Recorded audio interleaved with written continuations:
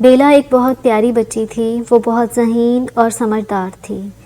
گرمیوں کی چھٹیوں میں وہ اپنی نانی اماں کے گھر ملنے آئی۔ نانی اماں کا گھر جنگل کے پاس تھا۔ بیلا یہاں آ کر بہت خوش تھی کیونکہ یہاں پر اس کی بہت سی سہیلیاں تھیں، ہر کوئی اسے بہت پیار کرتا۔ ایک دن بیلا نے نانی اماں سے باہر جانے کی اجازت لی اور کہا، نانی اماں، میں اپنی دوستوں کے ساتھ مل کر آپ کے لیے تازہ مشروم اکٹھے کرنا چاہتی ہوں۔ نانی اماں بہت خوش ہوئیں۔ انہوں نے کہا، ٹھیک ہے، تم اپنی دوستوں کے ساتھ جا سکتی ہو، لیکن جنگل میں مت جانا۔ وہاں پہ خوفناک جنگلی جانور ہیں جو تمہیں نقصان پہنچا سکتے ہیں۔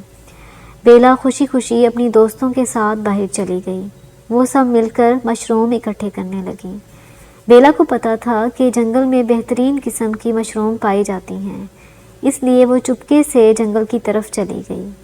جنگل میں مشروم اکٹھی کرتے کرتے وہ جنگل کے گھنے حصے میں پہنچ گئی۔ بیلا نے جب اپنے ارد گرد دیکھا تو پریشان ہو گئی۔ اس نے اپنی دوستوں کو آوازیں دیں لیکن اسے کوئی جواب نہیں ملا۔ اچانک ایک بہت بڑا ریچھ بیلا کے سامنے آ کے کھڑا ہو گیا۔ ریچھ اسے پکڑ کے اپنے گھر لے گیا۔ اس نے کہا، اب تمہیں میرے لیے کھانا پکانا ہوگا، میرے گھر کی صفائی کرنا ہوگی، اور اگر تم نے میری بات نہ مانی تو میں تمہیں کھا جاؤں گا۔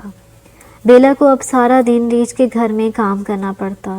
وہ ہر وقت اپنے امی ابو، نانا نانی اور اپنی دوستوں کو یاد کرتی اور وہاں سے فرار کے منصوبے بناتی۔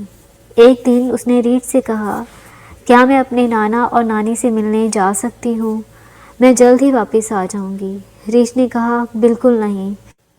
بیلا کے ذہن میں ایک اور ترکیب آئی۔ اس نے کہا، کیا میں ان کے لیے تحفہ بھیج سکتی ہوں تاکہ انہیں پتہ چلے کہ میں خیریت سے ہوں؟ ریچھ مان گیا اور کہا، ہاں، میں تمہارا تحفہ انہیں پہنچا دوں گا۔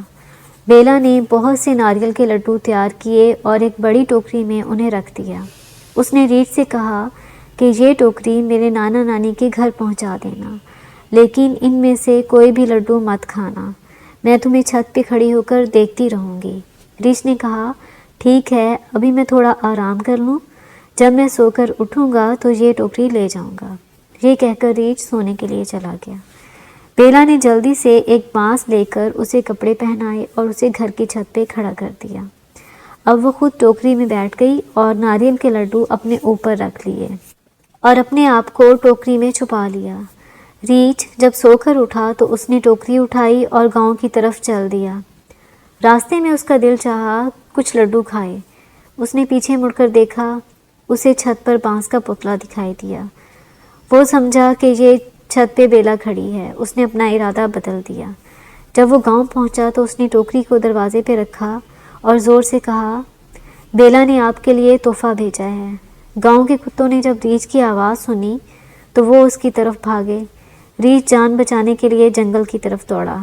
جب بیلا کی نانی اماں باہر آئیں تو انہوں نے ایک بڑی ٹوکری دروازے پہ دیکھی۔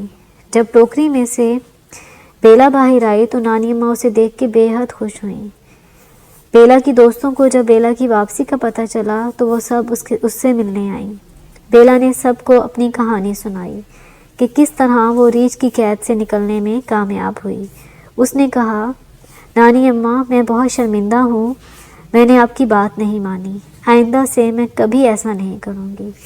نانی اماں بیلا کی بات سن کر بہت خوش ہوئیں اور اسے بہت پیار کیا۔